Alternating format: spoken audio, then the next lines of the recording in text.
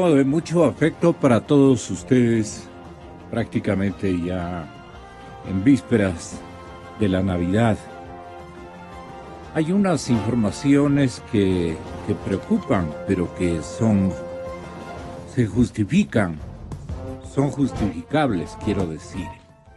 El hecho de que más ecuatorianos estén de compras tanto en Colombia como en Perú, eso responde al costo de la economía ecuatoriana que ha ascendido tremendamente. Y con tremendamente creo que nos quedamos cortos, porque en estas cercanías navideñas y de Año Nuevo, los escenarios colombiano y peruano-colombiano motivan a que los compatriotas crucen los dos lados de las fronteras en busca de artículos más económicos y de regalos para sus familiares. El diario El Comercio ubica este elemento informativo entre los primeros de su igualmente página inicial, primera plana. Los horarios extendidos y el diferencial cambiario obviamente atraen a las ciudades de Ipiales y Pasto por el norte, y entiendo que las ciudades de Huaquillas, mucho más que por la parte serrana de la provincia de Loja. Pero en todo caso, por el litoral ecuatoriano-peruano, hay un flujo de gente ecuatoriana y entiendo que también del Perú por algunos ítems, pero que nosotros en estas cercanías de Navidad y Año Nuevo hemos preferido a los mercados colombo-peruanos, eso es una evidencia. Y claro, es el costo de las cosas. ¿Qué podemos prohibir o tratar de nada patrióticos estas prácticas de comercio domésticas? No, pues están escogiendo lo más conveniente. La gente tiene que escoger lo más conveniente para sus respectivas economías. Así es que, además del diferencial cambiario y los horarios extendidos, que aquí no practicamos, ni siquiera en las ciudades de línea de frontera. Nuestros sectores comerciales son poco creativos, a excepción de lo que se viene haciendo en estos días por la ciudad de Tulcán, y que nos comentaba el otro día el señor economista Herrera, el señor... Sí, pero él es el prefecto de la provincia del Carchi. Efectivamente, le mandamos un saludo cordial.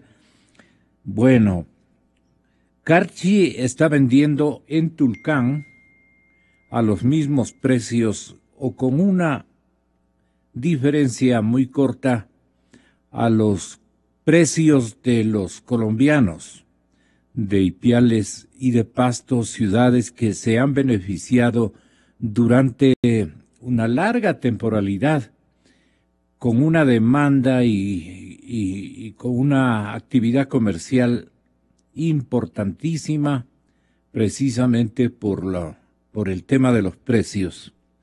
Bueno, de esto yo quería simplemente dar cuenta. Señoras y señores, vamos a la carrera electoral que se bate entre inercia y desencanto. Dos fenómenos se pueden percibir en la actual coyuntura. La coyuntura es electoral, obviamente, los indecisos y los desencantados. Esto lo advierte Juan Cubi, dirigente del movimiento Montecristi Vive, que ocupan lugares estelares de liderazgo con Alberto Acosta Espinosa.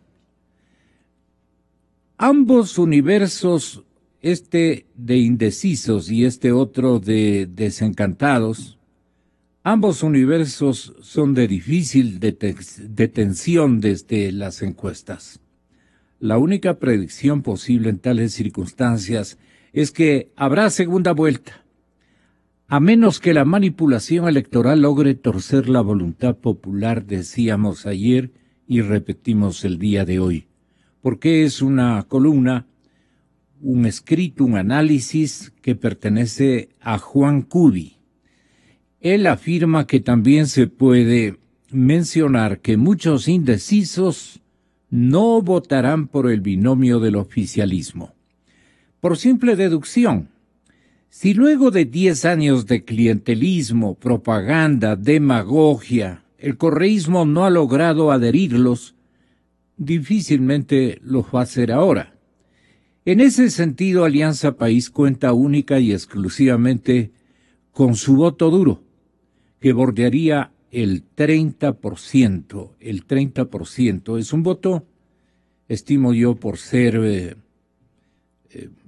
burocrático, por tener pasión por la revolución ciudadana que ellos han devenido con gran coherencia en el comportamiento político electoral, pues pensamos nosotros que la cuenta única y exclusiva con su voto duro estaría bordeando el 30%. Sin embargo, en las contabilizaciones de intención de voto de esta víspera que realizamos precisamente con nuestro invitado telefónico, como va a ser ahora desde la ciudad de Cuenca, Juan Cubi, con otra visión de las cosas y una distinta, amparada naturalmente por una encuesta, la realizó ayer Blasco Peñarrera Solá.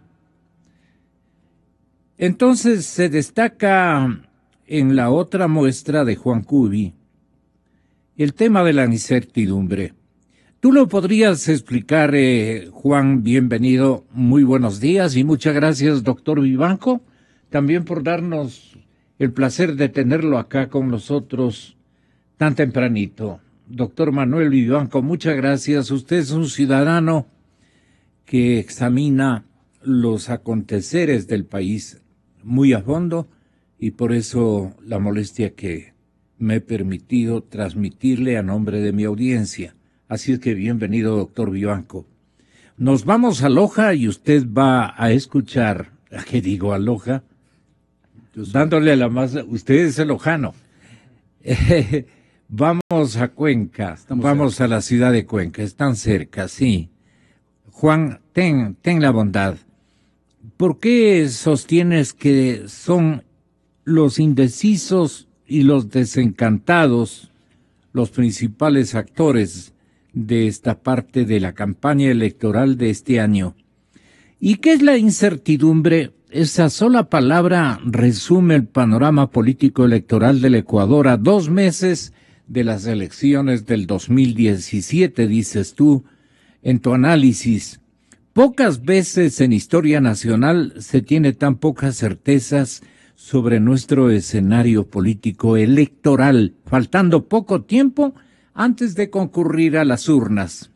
Al margen de las declaraciones triunfalistas de algunos candidatos a la presidencia de la República, la mayoría de ellas sustentadas en encuestas cada vez más inverosímiles, y eso lo dices con justeza, la indecisión mayoritaria del electorado es la que marca la pauta política del momento. Esta situación coyuntural es el resultado de qué aspectos. Muy buenos días de nuevo, Juan.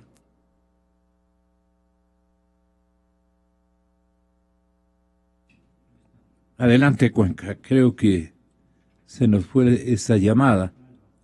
Sí. A ver, el retorno parece que no le llega adecuadamente hasta la ciudad de Cuenca. ¿Estamos bien? ¿Estamos allí? A ver si nos ha escuchado. Ese es el problema con las llamadas telefónicas. Creo que tenemos aquí algún problema. Bueno, esta situación coyuntural es el resultado, decíamos, de la vulnerabilidad estructural de la política ecuatoriana, caracterizada por los límites de la organización partidaria, de los movimientos sociales, de las formas institucionales y legales, y que se ha profundizado durante la etapa caudillista autoritaria del presidente Rafael Correa.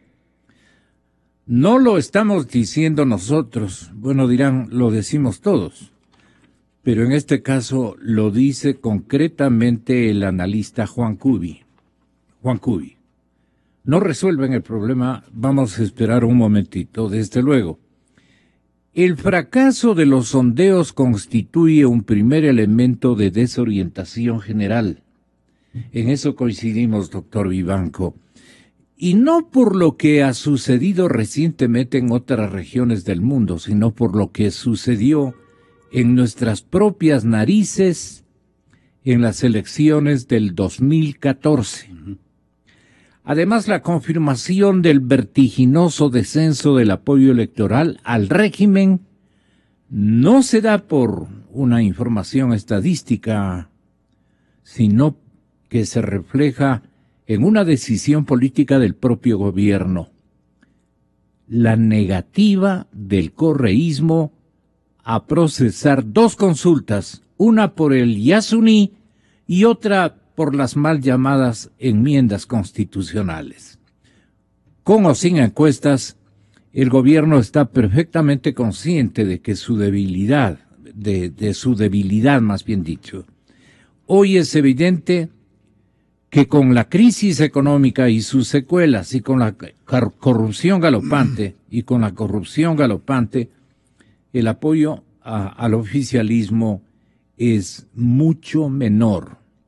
Tal vez no tan grave como para dejarlo fuera de la segunda vuelta en febrero del 2017, pero sí como para empujarlo al infierno de la derrota en el mes de abril. Me comunican cualquier cosa. Esta pérdida de popularidad no implica, sin embargo, el endoso de votos a algún binomio de la oposición en particular. La creciente negativa de la gente a votar por Alianza País se traduce en la persistencia de un alto número de indecisos, mas no en un alineamiento electoral. Esta pérdida de popularidad no implica, sin embargo, el endoso de votos a algún binomio de la oposición en particular. La creciente negativa de la gente a votar por Alianza País se traduce en la persistencia de un alto número de indecisos, mas no en un alineamiento electoral.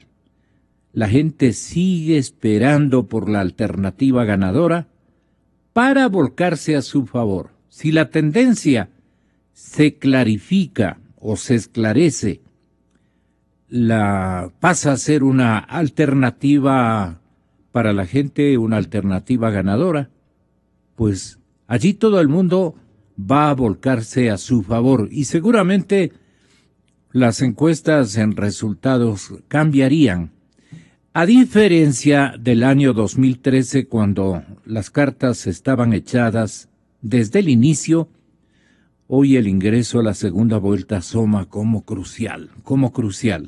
La opacidad que recubre a los grupos de poder económico es la segunda causa de la incertidumbre electoral, la vieja lógica de confrontación de intereses concretos, verbigracia entre exportadores e importadores. Otro ejemplo, entre terratenientes serranos y comerciantes costeños.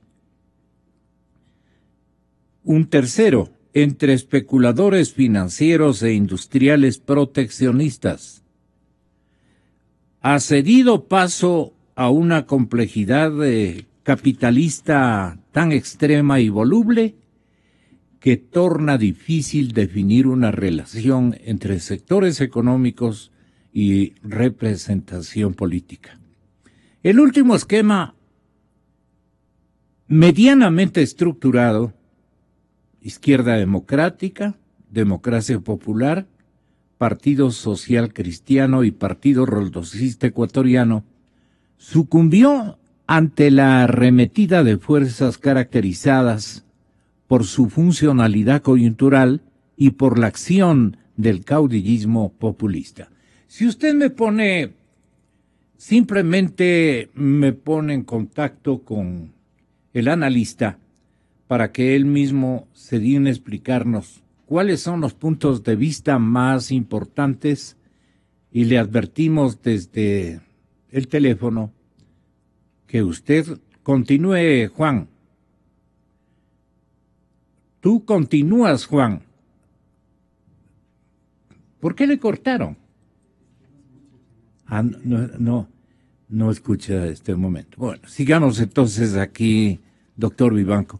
¿Cómo le parece esta reflexión de Juan Cubi, que la acabo de interrumpir porque es una perorata individualizada que no viene al caso, pero es muy, muy interesante?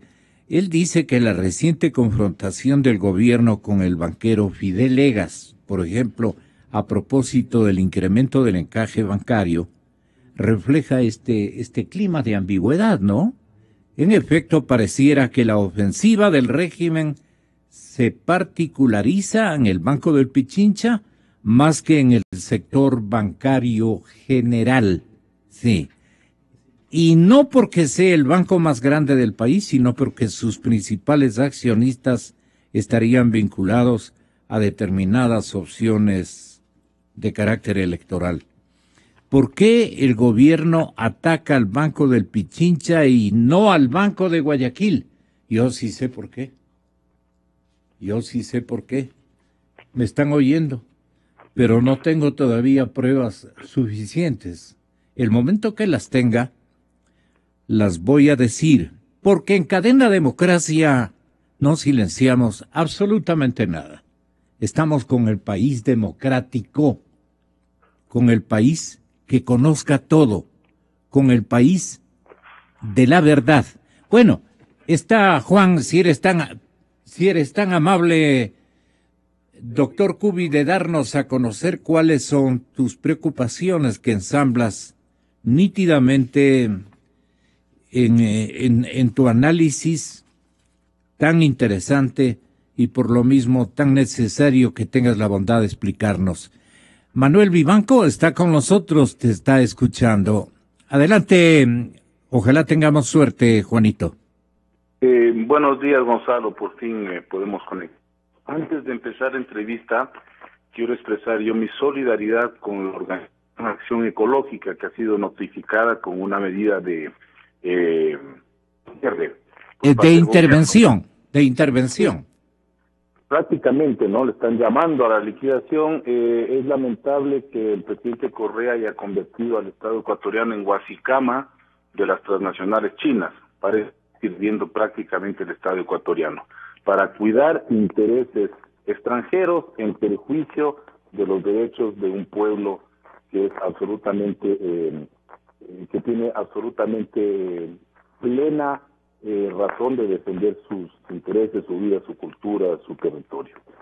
Quiero hacer básicamente ese llamado a la solidaridad con Acción Ecológica. En segundo término, el análisis al que hace referencia fue realizado por Montecristi Vive de una manera colectiva. Plan B incluye mi nombre porque yo fui quien lo envié, pero es un análisis más colectivo, no obsta para que yo dé la cara de todas maneras por los contenidos de dicho análisis. En esencia, lo que nosotros sostenemos es que hay una como de inercia, producto de cierta apatía del electorado, porque no siente que hay opciones muy llamativas, muy convincentes, y hay al mismo tiempo un fenómeno de desencanto muy marcado con lo que han sido los 10 años de correísmo. Prácticamente el electorado ya no está cautivado, sobre todo por el problema de la crisis, porque empiezan a evidenciarse las costuras de ese proyecto que tuvo muchas falencias desde un inicio. Y hoy se vuelven más evidentes porque ya no hay tanto dinero para poder compensar los errores, las meteduras de pata, las equivocaciones que ha tenido el gobierno, no solo en materia económica, en materia también política. Entonces, lo que se percibe más allá de lo que digan las encuestas, Gonzalo, y las personas que me escuchan, es una tremenda, una especie como de desencanto con lo que significa el correísmo, pero al mismo tiempo una cierta incertidumbre, una indecisión respecto de cuáles pueden ser las opciones más convincentes para salir del correísmo. Entonces tenemos una especie como de inercia general, la gente obviamente se expresa, sabe que tiene que acudir a las urnas, pero vemos que todavía no hay una identidad clara de cuál puede ser la opción para la alternancia, para un cambio de la situación que está viviendo. Ya, Juan, pero dinos, ¿dónde se ubica o se ha instalado la indecisión, la incertidumbre, y dónde están en el universo de los desencantados? ¿Cómo se los puede observar y probar de que están allí? Desencantados de la corrupción, si han sido beneficiarios muchos de ellos. Esto quisiéramos esclarecer. Indecisos, inciertos y desencantados, ¿son universos totalmente distintos? Gonzalo, hay una cuestión muy básica.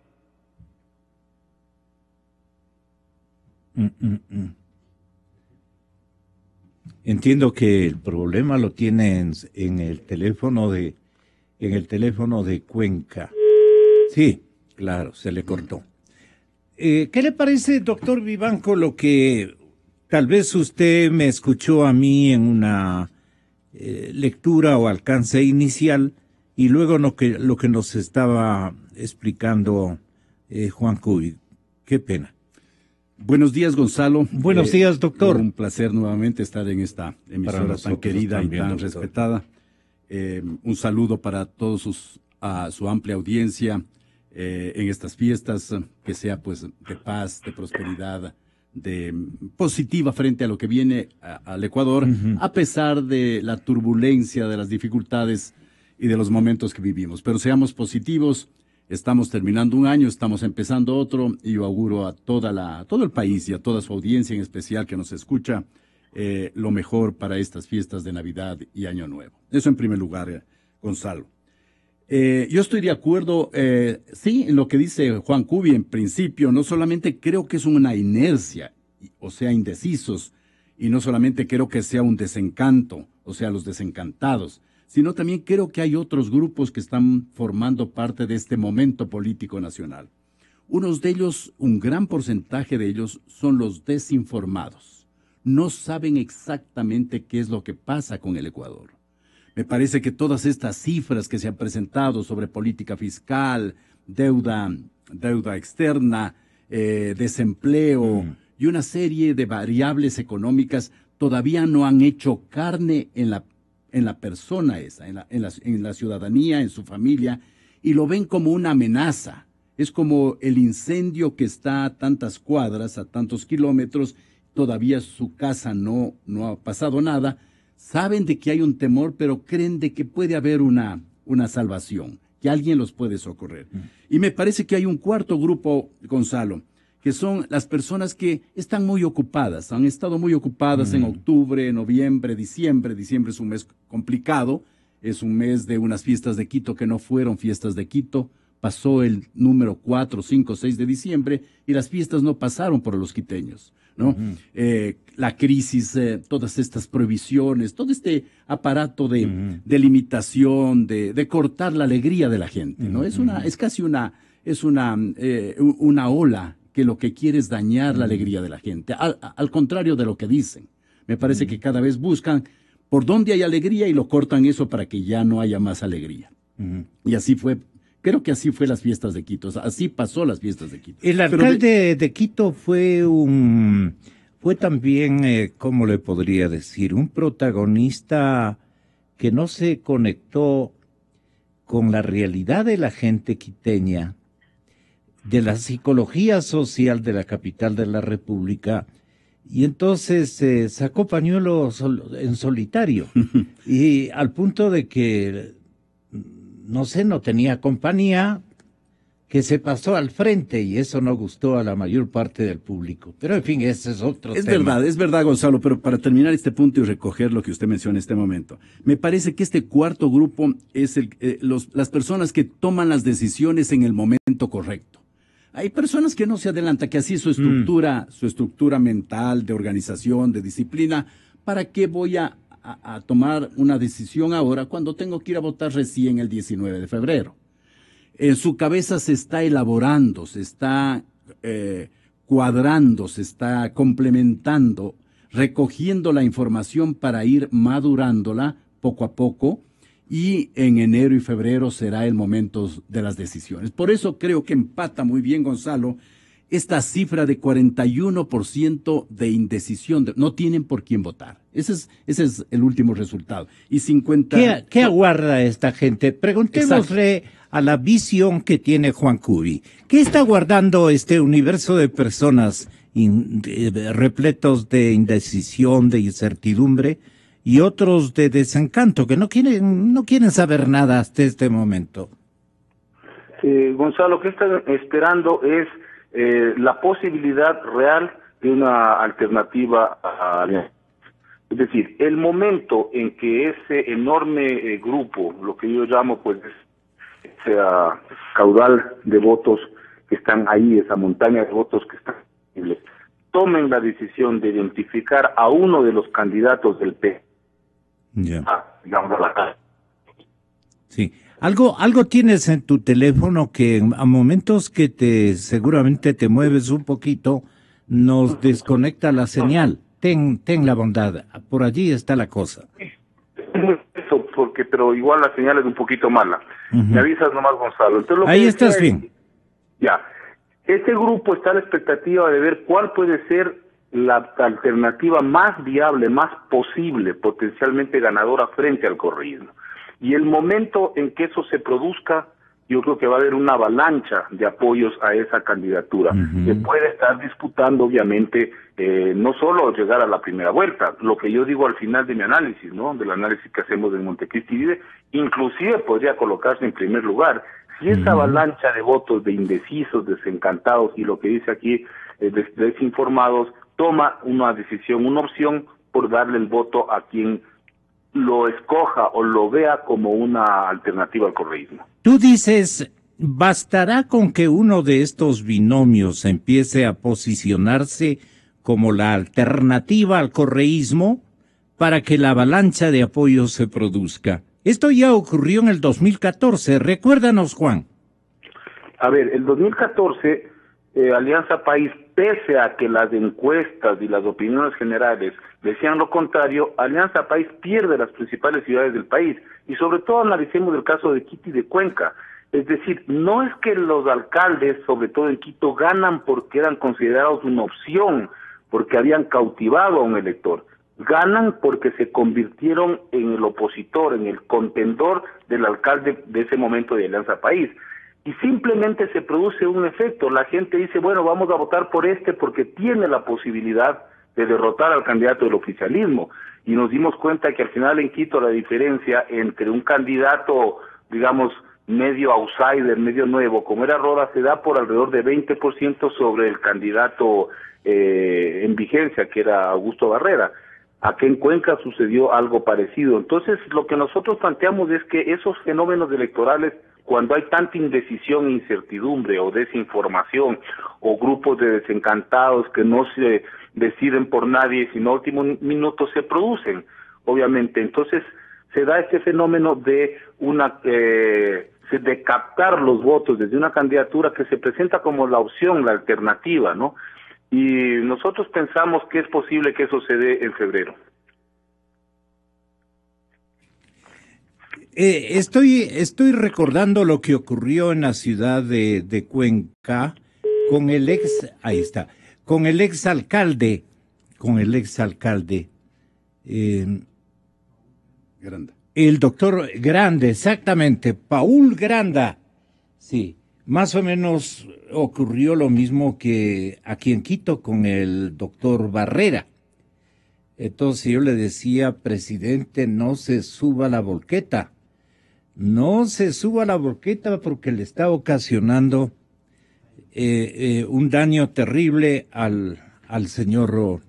No sé si el señor presidente lo hizo por bien hacer o por mal hacer. Eso ya es cuestión de conciencias o de estrategias o de intereses. En fin, eso en la mente y en el recuerdo, en la conciencia del señor doctor Barrera estará atormentándole en ciertas noches que no duerma adecuadamente.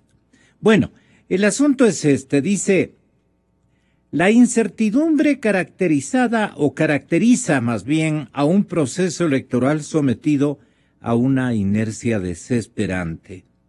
Mientras tanto, en el país real, oígaseme bien este tema, ojalá podamos retomar con Juan este tema, la corrupción, oígaseme bien, el desempleo, la violencia extractivista,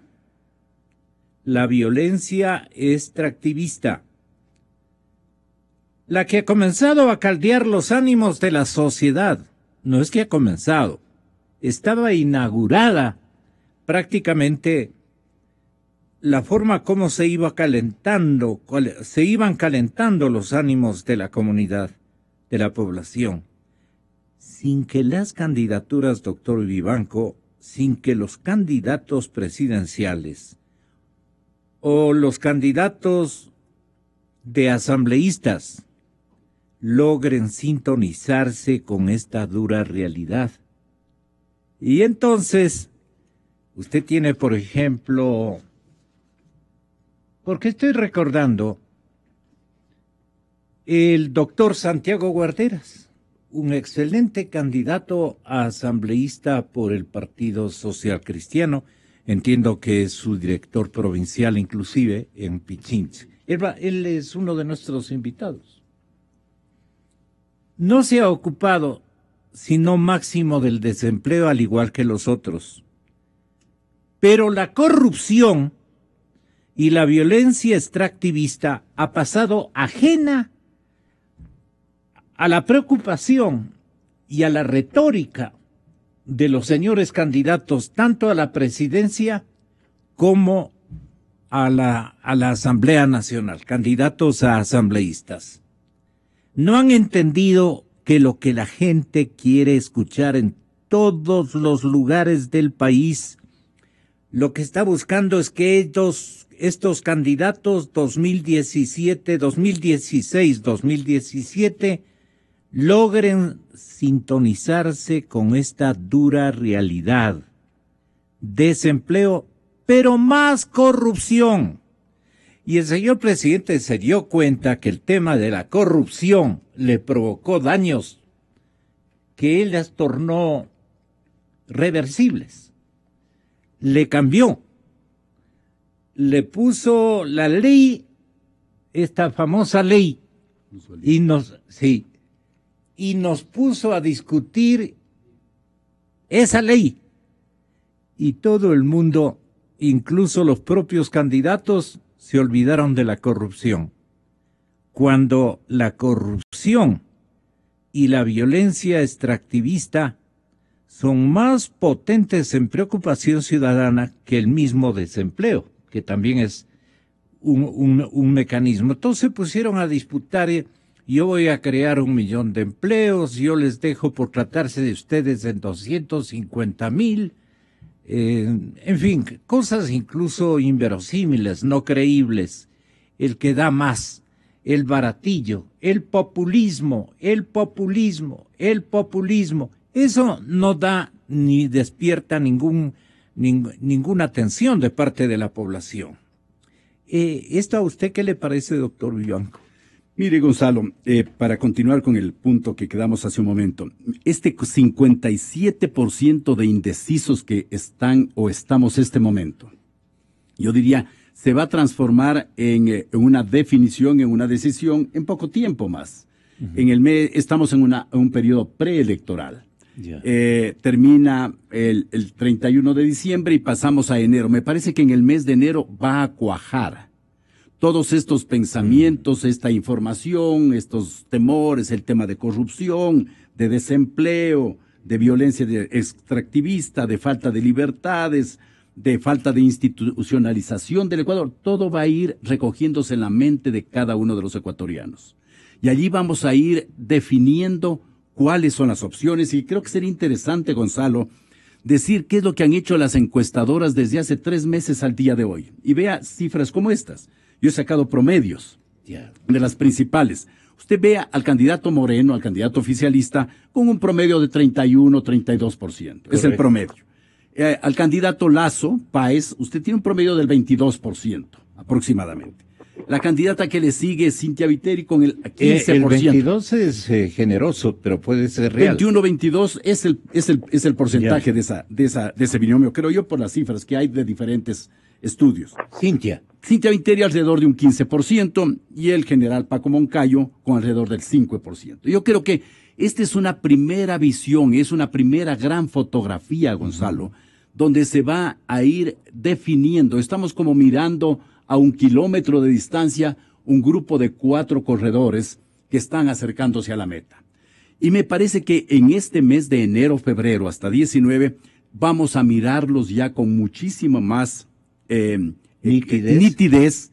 La opacidad se ha ido, la niebla se ha disipado, se ha desaparecido, y vamos a encontrar los candidatos tal y como son. Y allí es cuando creo que, y estoy de acuerdo con Juan Cubi, allí es cuando vamos a definir cuáles son las propuestas y proyectos y quién es quién, porque tengo la impresión, Gonzalo, que el candidato oficialista es una presencia de un recuerdo bonito, por el tema de la vicepresidencia que él tuvo en su momento, con grandes recursos que ya los podemos topar acá, y las fundaciones que entregaban subsidios. Así es. Entonces, es absolutamente humano pensar que si alguien recibió un bono, una silla, un tratamiento, una operación, sea grato con esa persona. Me parece que ahí está condensado. O un trabajo, o un contrato. No, me parece que un contrato. Entonces, la suma de todo esto podemos llevarlo a ese 31%. Me parece que la otra candidatura, la candidatura del señor Lasso, está más cuajada con el tiempo, es más real con los tiempos que estamos viviendo. Está presentándose en una alternativa muchísimo más amplia, parecido en otro nivel que la candidatura de la señora Viteri y en otro andarivel también más bajo que el general Moncayo. Lo que quiero decir, Gonzalo, es, si usted toma ese 31% que podría considerarse el voto duro de el candidato Moreno y le suma las 3 opciones del segundo pelotón, de ese pelotón que se lo ve a la distancia todavía no claramente, usted tiene un 42%. Entonces me parece que hay que ir fijando conceptos, que el gobierno lo que tiene con su equipo oficial, a pesar de toda la estructura de proselitismo que hay en el Ecuador, que creo que sobrepasa el 50% de los medios en el país, tiene un apoyo duro de un 31% versus la suma de los 3 que están en el otra orilla del pensamiento, pero que están divididos. Ese fue el gran drama ecuatoriano, la división de parecidos, la división de personas que buscan libertad, buscan desarrollo, buscan emprendimiento, buscan trabajo, buscan relaciones con países sanos a nivel internacional, no solamente en lo comercial, sino también en lo ideológico. Mire los últimos votos que está teniendo el Ecuador en las Naciones Unidas. Todo esto está, yo diría, empaquetado en 3 opciones que luego lo que va a ocurrir en enero, mi pronóstico es enero 15, se va a mirar cuál de los 3 se adelanta por una reflexión básica del pueblo ecuatoriano. El pueblo no quiere repetir el final de la década que termina, porque este final, el inicio fue interesante, la mitad fue prometedora. Yo le llamo la época de las carreteras, donde todos nos entusiasmamos con las vías y hablamos que en el Ecuador teníamos las mejores carreteras, y luego viene un periodo de decadencia donde se empieza a vivir y a pagar los sueldos con los créditos internacionales. Y esa es la proclama y el cometido y el esfuerzo del presidente. Buscar cada día miles o cientos de millones de dólares para pagar los sueldos hasta mayo que él termine el mandato. Él está pagando el voto duro de su partido. Exacto, para que no se vaya. Porque es una burocracia. Por supuesto, mire usted, si usted fuera que apoya por interés. Pero, Gonzalo, si usted fuera candidato, oficialista, y digamos, otra persona como yo podría estar en la presidencia para ayudarlo, el mejor apoyo que podría darle a usted es fortalecerle el voto duro del gobierno, el voto duro oficialista, y ese es el 31%, 30%. Entonces me parece que más allá ya no pueden llegar, porque el país se proyecta, sueña, planifica otras cosas.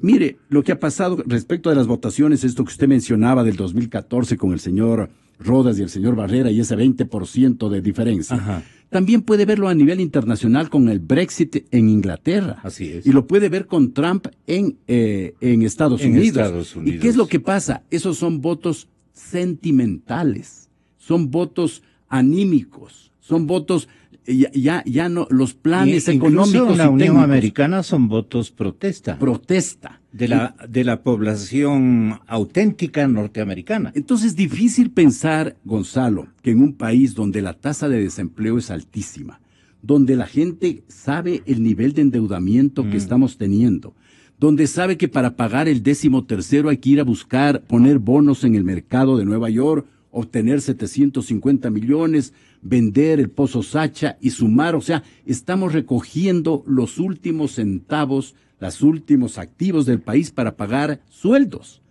Yo diría, en cualquier persona debidamente, no informada, yo diría preocupada por el país, va a tener que tomar una decisión en este periodo enero, febrero, y las cosas van a cambiar radicalmente. Yo creo que el panorama de lo que se presenta hoy en las encuestas y la encuesta que se corra por las 5 o 6 encuestadoras que están trabajando fuertemente en el país, se presenta el 15 de enero, Gonzalo, vamos a tener un panorama, un paisaje totalmente diferente. Juan Cubi, en su análisis, también se refiere a los sondeos, y él dice que constituye un primer elemento, de desorientación generalizado. Explícale esto a la audiencia, Juanito. A ver, no puede ser posible que haya tanta diferencia de información entre encuestadoras. Hay diferencias de 15, 20 puntos. Y eso lo que hace simplemente genera mucha más desorientación en el electorado y en los actores políticos. Porque usualmente en las encuestas, históricamente nosotros hemos estado acostumbrando a rangos muy cercanos de encuestadoras, ¿no? De pequeños puntos. Es posible que algunas encuestadoras hablen de una aceptación del 42%, de intención de voto del 43% para el candidato oficial y otras del 28%. Entonces, eso por un lado refleja esta especie como de incertidumbre, de desubicación del electorado respecto de una opción determinada. Pero también lo que yo señalo en el análisis es que está sirviendo para que algunos candidatos hagan campaña con datos que resultan inverosímiles, ¿no? Por lo tanto, yo creo que desde el análisis político hay que volver a la época en que el análisis partía no de las encuestas, sino de los elementos del funcionamiento de la política, de más o menos del estado de ánimo, de lo que la gente opina, de ciertos comportamientos históricos. No hay otra. Yo creo que el analista político tiene que volver a echar mano de esa intuición y de esa capacidad de penetración en la realidad político-electoral para poder entender más o menos por dónde pueden ir irse decantando estas opciones electorales. Yo también coincido con el doctor Vivanco, es muy difícil plantearse este momento, inclusive esta radiografía que usualmente nos dan las encuestas. Probablemente en enero vamos a tener un poco más de claridad y definición del panorama electoral, pero sin embargo yo sigo insistiendo, hay que hacer análisis de carácter más político, más fino. Yo digo, por ejemplo, mira, yo sostengo ahí en el artículo que ¿por qué razón, si en el 2014, que todavía Alianza País estaba en la cresta de la ola, pierde abrumadoramente las elecciones seccionales, ¿por qué ganaría ahora? Esa es una simple reflexión. O sea, ¿qué podría hacer que cambie la orientación del electorado si de por medio ya tenemos una crisis gravísima, tenemos los escándalos de corrupción y tenemos una serie, digamos, de errores y deficiencias de la administración pública? No hay una explicación lógica para decir que puede seguir teniendo el mismo nivel de adhesión del electorado, solo por señalarte un elemento. Y el otro es el de los indecisos, que eso, así las encuestas varíen entre 30 y 50%, ahora hoy un 41%, uno lo siente porque uno habla con la gente, cuando uno está en la calle, conversa, hay indecisión. Lo que yo planteo es que si el gobierno, con toda la fuerza propagandística que ha tenido y sigue teniendo, no ha logrado generar adhesiones en esos indecisos, significa que esa gente se va a ir con otro candidato, no se va a ir con el candidato oficial. No hay techo, dice Manuel. No, llegó al techo. ¿Usted piensa que algunos, digamos, algunas candidaturas, por ponerlo en esos términos, toparon techo? ¿Y eso qué les hace, cómo les hace replicar, digamos, esa situación? ¿Llegaron al techo? ¿Por qué? ¿Cómo se da cuenta usted y cómo se dan cuenta ellos de que han llegado al techo? ¿O no se dan cuenta? A mí me parece, Gonzalo, que es obvio estos elementos que tuvo el gobierno en los años pasados. 2014, yo también estoy de acuerdo, es una gran muestra de lo que ocurre en el país en el 2014, o sea, hace 2 años, 3 cuando haya la votación, y lo que va a ocurrir, y lo que está ocurriendo con Venezuela, y lo que ha ocurrido en Estados Unidos y en Inglaterra. ¿Qué significa esto? Yo diría que el techo de la posición oficial está dada también por la aceptación del gobierno en general. ¿Cuál es el porcentaje de las personas que creen que este gobierno está haciendo muy bien las cosas? Ya no llega al 25%, Gonzalo, en los diferentes puntos. Por lo tanto, esta candidatura de 29, 30, 31, 32 y la infladísima de más allá que ponen, yo quisiera comentar también sobre por qué hay estas grandes diferencias. Es porque existe en el otro lado, yo diría, una preocupación enorme en toda la base social, en todo el tema de desempleo del Ecuador. El tema de desempleo del Ecuador es muy grave, y el tema de no pago a los proveedores. Es una cadena que irradia, lastima a última persona, la falta de ventas.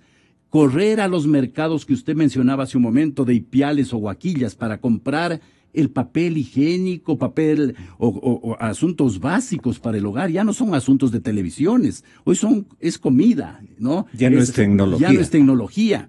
Eso se parece mucho a lo que está a la distancia todavía, porque no hay que ser extremos, pero ya a la gente le empieza a recordar el tema de Venezuela. No nos olvidemos que la ideología, el pensamiento, la estructura política, los profesores, los maestros nacieron allí. Chávez es el maestro. Maduro es el seguidor. El inspector general. El inspector general. Fidel Castro era el gran maestro de la logia, el gran maestro de la confraternidad. Y han caído en Argentina. El problema de Brasil se dio. Entonces, estamos viendo que lo que falla, la campaña está hecha, las motivaciones están allí, que no saben aprovechar los candidatos. A mí me parece que lo van a hacer y que el momento no ha llegado todavía, porque yo diría que toda la estructura, no nacional, internacional, lo que muestra es que este es un modelo fallido, por una simple razón, que creo que no hay que ser cientista ni politólogo, simplemente ha caído porque nace de una cantidad de dinero inaudita que llega al Ecuador en los últimos 10 años, 320,000 millones de dólares, significa 32,000 millones anuales. Eso significa más o menos unos 106 millones diarios de gasto. Usted se imagina con ese torrente de dinero las cosas que puede transformar.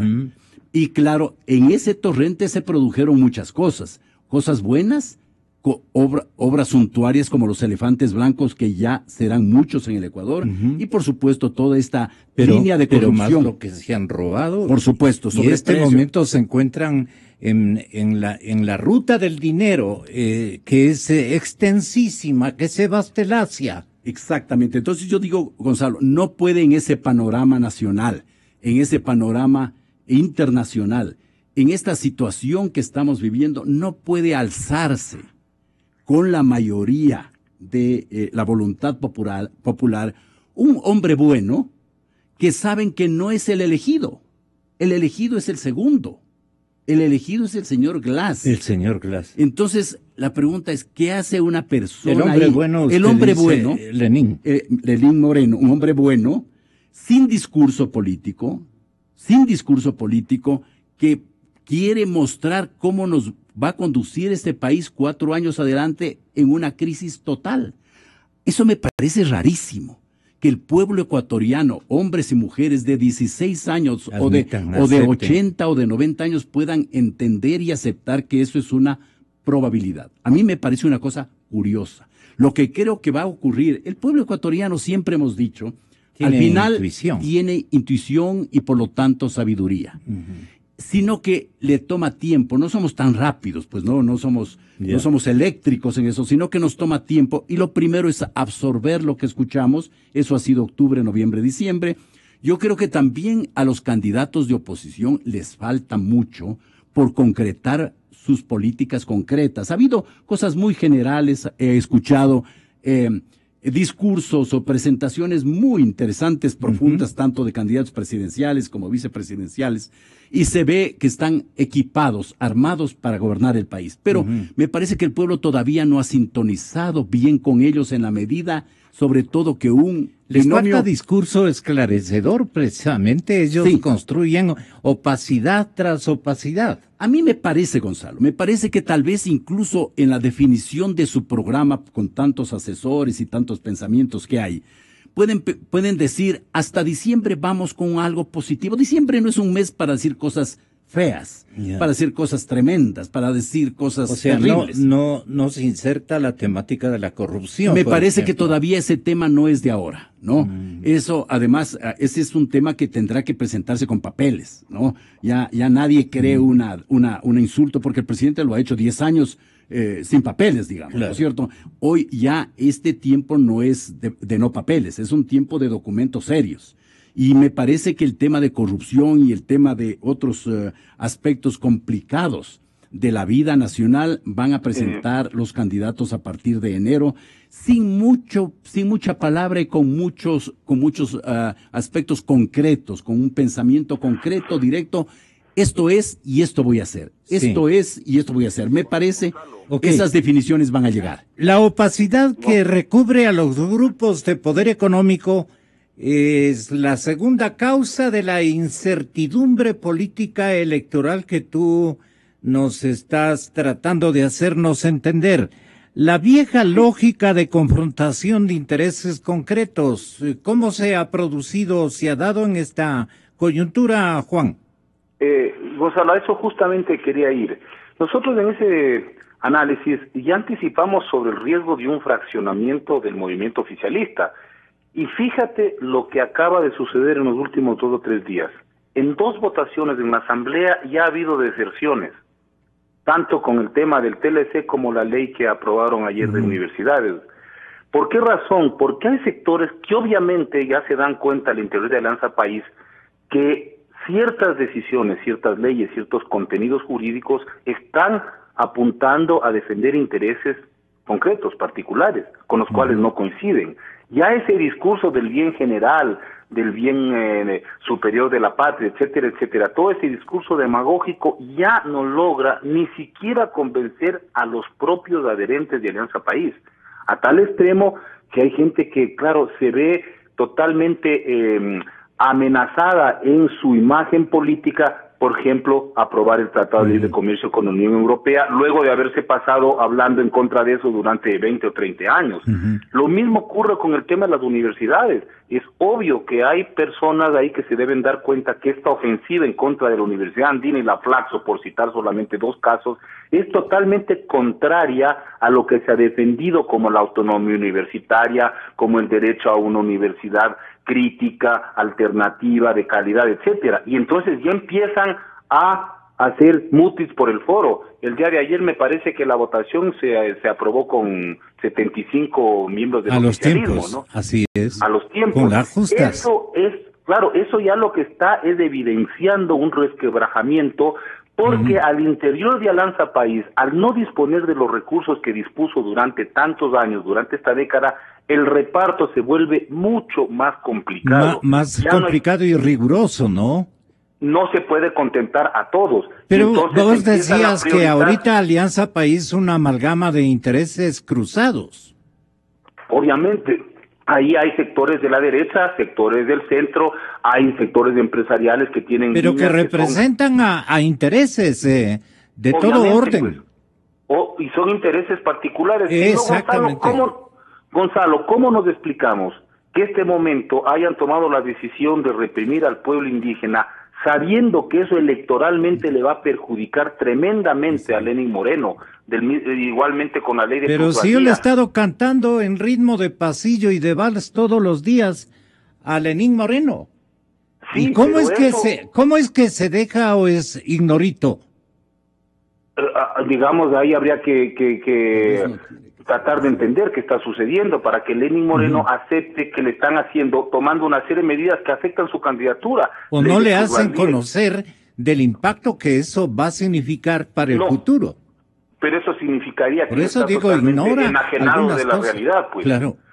Gonzalo, entonces, ¿por qué se toman esas decisiones? Porque hay intereses en juego. La decisión de que EXA siga con su proyecto de explotación minera es porque ahí no hay que creer en este discurso sobre el desarrollo de la nación. Ahí hay intereses particulares en juego, hay negocios, y entonces se vuelve tan urgente esas decisiones que atropellan inclusive la propia lógica electoral, que es cómo se van a tomar ciertas decisiones en un momento preelectoral que van a perjudicar gravemente a la candidatura de Lenín Moreno. Eso es, en principio, es inexplicable. Por eso nosotros decimos en ese análisis, pareciera como que algunas decisiones conspiran en contra de la propia candidatura de Alianza País. Manuel Vivanco, señor doctor. A ver, Gonzalo, me parece que en realidad ese es un tema muy importante a analizarlo. Si el presidente Correa quiere o no, le conviene o no que Lenín Moreno vaya a la jefatura de la jefatura. Mire, yo creo que hay que irse un poquito más atrás. El presidente Correa, obviamente, en el 2006 quiso ser presidente. Más tarde, en el 2011 y todo el periodo también quiso ser nuevamente presidente. Y en el 2016-17 también quiso ser presidente, pero ya no pudo. Yo diría que esa es una muestra clarísima. Las matemáticas ya no le daban. Ya las cuentas no le daban. Ya el país no le daba. Con esa crisis económica y esa problemática nacional, no es que él no podía hacer los cambios en todas las instituciones, que sí puede hacerlo para poder poner a la Constitución en orden, todos los poderes están a órdenes de él, y ser nuevamente presidente como lo está haciendo el señor Morales en Bolivia. No, eso no ocurrió. Lo que ocurrió es un análisis personal de él. Y dijo cómo está el país y cómo reacciona el país, cómo acaba de ocurrir el 2014 en el Ecuador. Yo ya no puedo ser presidente.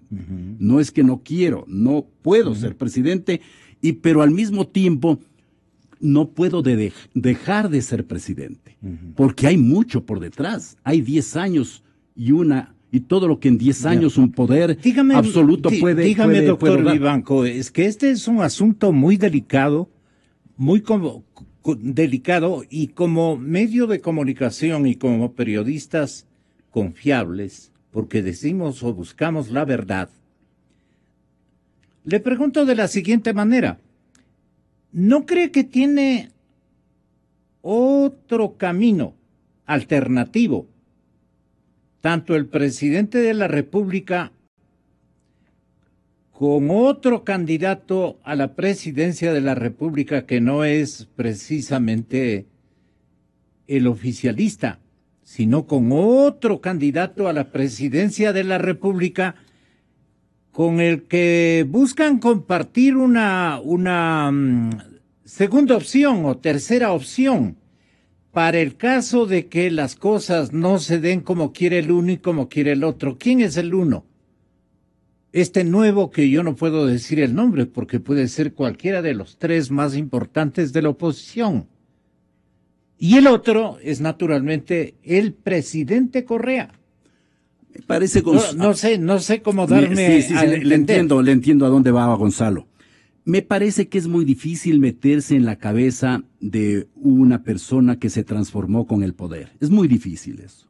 Eso es propio de otros especialistas. Uh-huh. Pero seguramente está elaborando qué va a pasar en los años siguientes. Porque los años siguientes de un presidente de 10 años... le tienen terror. El poder de 10 años, Gonzalo, significa 10 años de defensa, 10 años de entregar información, 10 años de indagación, 10 años de revisión internacional de lo que ha pasado.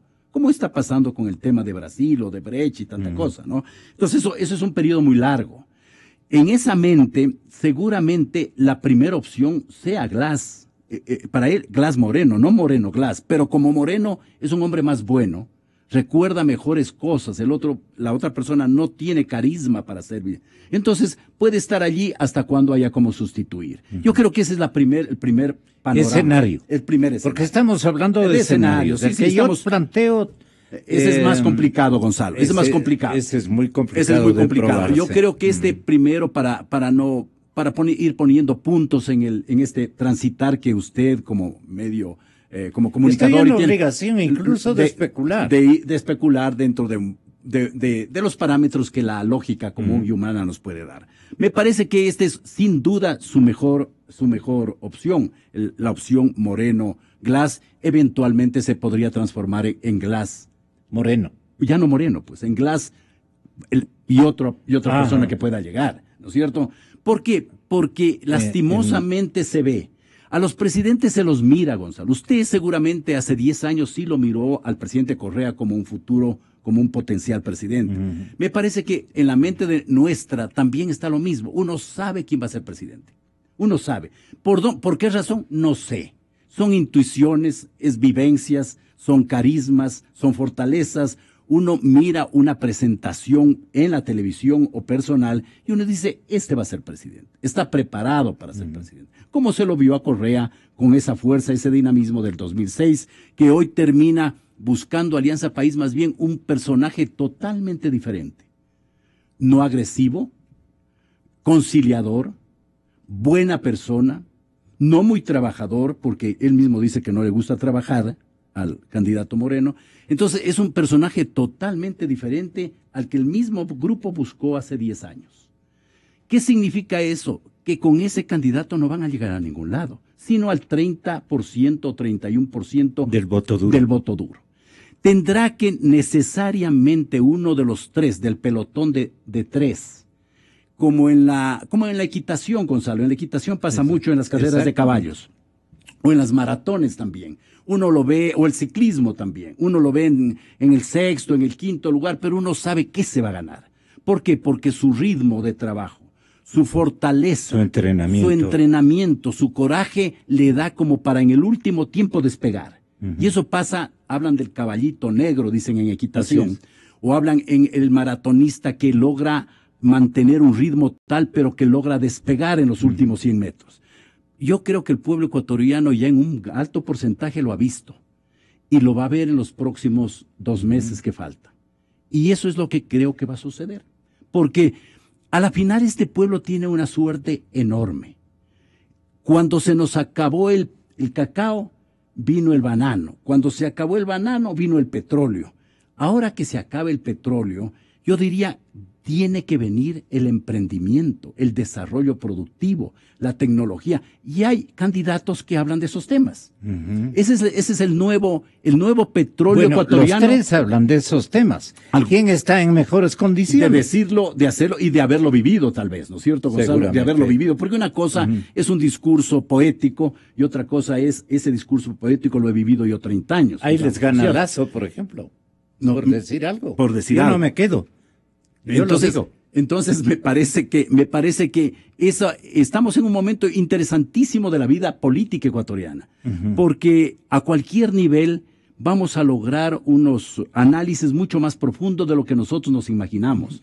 La persona de la tienda, el chofer del taxi, el trabajador de la tierra, el técnico, el estudiante, todos procesan un similar análisis que se va a ir depurando, clarificando y estableciendo para enero del próximo año.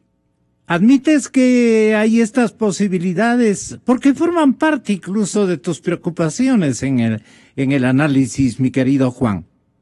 Así es, Gonzalo. Yo creo que no se necesita ser tremendamente agudo para percatarse de lo que está sucediendo en el país.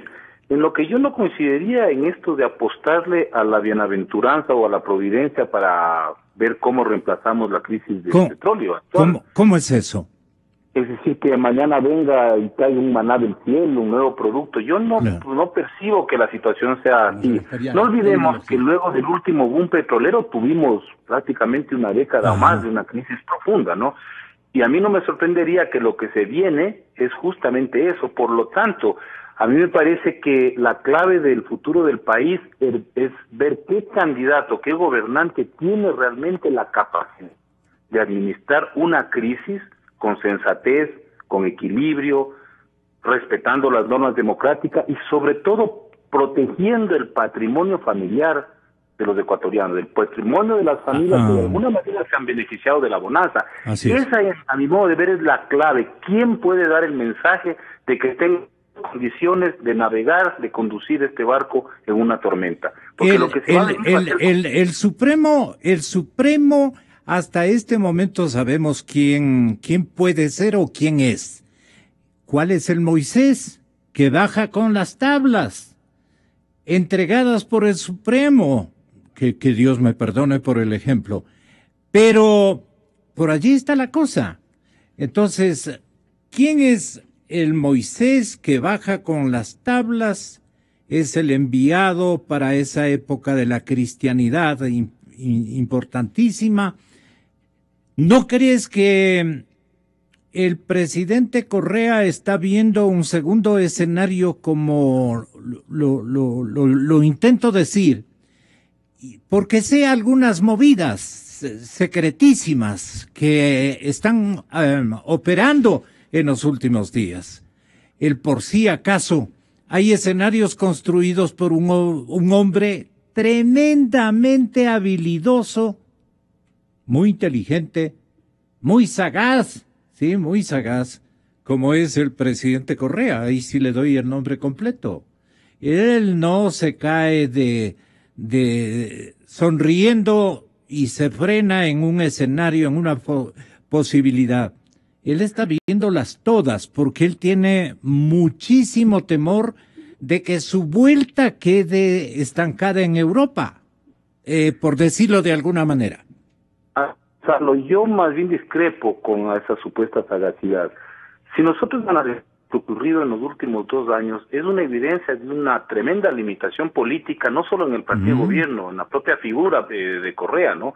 Es decir, fue un proyecto que mezcló en la disponibilidad enorme de recursos con los cuales era fácil hacer política. El momento en que se acaban esos recursos y se requiere de mucha más sagacidad, de mucha más profundidad en el análisis, nos damos cuenta que es una retahíla de errores y de equivocaciones permanente, secuencial. Juanito, pero logra el señor presidente sacar del discurso de todos los candidatos a la presidencia de la República. Se necesita sagacidad para sacar del discurso de ellos el tema, por ejemplo, de la corrupción. Sí, pero Gonzalo, logra eliminar del discurso de los candidatos a la presidencia el tema de la corrupción. Gonzalo, hay un tema de publicidad que permite hacer eso, un tema publicitario, lo cual no significa que necesariamente ese discurso esté calando en el electorado. Eso es lo que hay que ver. Porque vamos a ver, otro asunto. Han colocado el discurso de que supuestamente la crisis está resuelta cuando las evidencias lo desdicen. Y hay una tremenda publicidad para querer convencer de que no hay crisis, pero la gente, el pueblo, el común y corriente de los ecuatorianos se da cuenta de que vive en medio de una crisis y va a tomar una decisión en las urnas no a partir de la publicidad oficial, sino a partir de la realidad que está sintiendo. Por eso es el descuadre con las mediciones de las encuestas, porque la gente en el fondo tiene una postura absolutamente clara que le expresará en las urnas y probablemente no le exprese públicamente, tenga todavía un poco de recelo, un poco de vergüenza de decirla, de expresarla. Por eso es que hay que hacer un análisis. Yo me pregunto, Gonzalo, ¿cómo es posible que teniendo a su favor una serie de factores como el control de los medios estatales de publicidad, como una publicidad arrolladora, cómo es posible que exista tanta indecisión y desencanto en el electorado? Es porque el gobierno no ha tenido la capacidad política, la habilidad política para hacer el recambio que requería la crisis. Se acabó eso decimos en el estudio, se acabó la plata y se acabó la capacidad política del gobierno, lo cual quiere decir que no era un proyecto que tenía sustentado en términos políticos, ideológicos, conceptuales, un proyecto, era un proyecto basado en la administración de recursos fáciles. Y eso es complicado porque eso ya lo hemos vivido, Gonzalo, en este país. La demagogia, no olvidemos, la demagogia que operó en el pasado con el populismo se daba a partir de la disposición de recursos enormes. El momento en que eso se agotaban, se caían los gobiernos, ahora ya no se caen, simplemente son derrotados en las urnas. Esa es la diferencia. Magister Cubi, ¿cuál es el principal objetivo del presidente Correa si no llega a la presidencia? Su candidato, sus candidatos, por ejemplo, en términos de la Asamblea Nacional. A ver, objetivo lo decimos claramente, tener el control sobre algunas instancias del Estado fundamentales para cubrirse las espaldas. Y dos, tener un bloque importante en la Asamblea que le permita negociar. Esos son los dos objetivos que creo que están puestos ya en la eventualidad que yo creo que sí la han calculado en el oficialismo de que pierdan las elecciones. ¿Usted qué piensa, doctor Vivanco, de esto? A mí me parece, Gonzalo, que el tema esto del posicionamiento que las encuestas han hecho hasta aquí es real. O sea, este momento hay encuestadoras que están trabajando para determinados grupos y que en esta primera etapa lo que buscan es situar a los 4 primeros, yo diría de manera a veces exagerado, ¿no? Pero de lo que se trata es solamente de definir cuáles están en la primera fila, los 4 primeros, y cuáles no. Me parece que por eso usted ve los porcentajes que van del 28 al 42, del 15 al 24, del 11 al 17, del 2 al 5.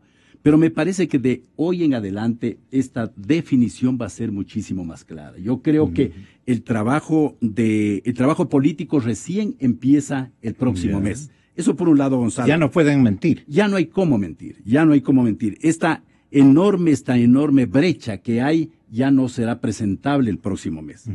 Yo creo que también un elemento importante aquí es que también es obvio para el pueblo y para los encuestados, es el modelo de Cuba-Venezuela versus un modelo, si quiere, muchísimo más simple, sensato y cercano como es Colombia y Perú. La pregunta es esa, es tan simple como esa. ¿El Ecuador busca una línea parecida a Venezuela o Cuba? ¿O el Ecuador busca una línea parecida a Colombia y Perú? Y la elección para nosotros es obvia. Pero me parece que en este porcentaje de los que buscan esta primera línea, no es que están buscando vivir como en Venezuela, sino que están pensando en recibir los favores que los venezolanos que tienen trabajo y subsidios reciben. Porque no quisieran, nadie quiere estar en ese país en este momento. Están saliendo por miles diariamente porque no tienen que comer. Entonces me parece que todos estos aspectos de temor, de pensamiento, de situación, se van a ir haciendo carne, se van haciendo vida y respiración de los próximos días, y tendremos, o sea, acá. Quería aclarar un punto, cuando yo me refería al cacao, banano, petróleo, ya no estoy pensando en otro producto, ni siquiera estoy pensando en cobre u oro. Lo que creo que hay que pensar es en la tecnología, en el emprendimiento y básicamente en un modelo. No en el extractivismo. En el extractivismo, porque hay muchos países que han salido adelante sin ningún recurso natural. Creo que el Ecuador tiene un producto y el extractivismo lleva a la corrupción. Son primos hermanos. Y llega a la destrucción. Lo que está ocurriendo en Chile, por ejemplo. Sin duda. Chile era una administración partidaria más o menos vigorosa en términos de valores y ahora la corrupción en Chile, lo mismo que en Uruguay, otra distinguida sociedad de gente honorable, ahora es un elemento donde incluso nos recuerdan con especial gratitud de determinados círculos empresariales que se beneficiaron de negocios petroleros con nosotros, en fin. Entonces yo digo, la corrupción es prima hermana del extractivismo. Usted hace bien en esclarecer que uno de los candidatos que exhiba, que es la tecnología, la productividad, el apoyo y el emprendimiento, lo que nos puede salvar. Y ese es el paraíso escondido que tenemos, con el que tenemos que entusiasmar a los votantes. Claro, Gonzalo, mire, porque ¿cuántos miles de millones se necesita para ser felices otros 10 años? Hagamos esa pregunta ingenua. Y uno puede decir lo mismo, 320 mil millones de dólares más. Así como vinieron 320 mil en esta última década, podríamos seguir haciendo muchas más cosas con 320. Esos recursos ya no hay. La pregunta es de dónde los saca. Usted los saca produciendo ya no y exportando no materias primas, sino productos elaborados a través de miles de emprendimientos. No tiene que ser el señor Noboa que exporta $1,000 millones de banano, no. Se puede ser un emprendimiento pequeño, como lo es Europa en buena medida, donde usted puede exportar $100,000 de mermeladas al año. La suma de todo eso le va a dar los 30,000 o 40,000 millones que el Ecuador necesita para seguir funcionando. La persona que venda bien ese proyecto, que sea creíble en eso, que haya hecho en su vida algo parecido, me parece que es la que va a ser de punta de lanza de ese segundo escuadrón que se está definiendo en los próximos días. Se está cocinando. Así doctor. Creo. Muchas gracias. Gracias, Gonzalo. Muchísimas gracias a Juan. ¿Tú eres de la provincia de La Suay, Juanito? No, yo soy quiteño, de Cepa. Nacido en la maternidad de Isidro Ayora, por si acaso. Ya, quería conocer. Al lado del Churo. Bueno, muchas gracias. Al otro lado, gracias. Al otro lado, así es. Gracias, Juan, y gracias, doctor Vivanco. Qué bien han estado ustedes en la explicación de esta coyuntura política electoral que vive la República del Ecuador, porque estamos en democracia buscando la verdad.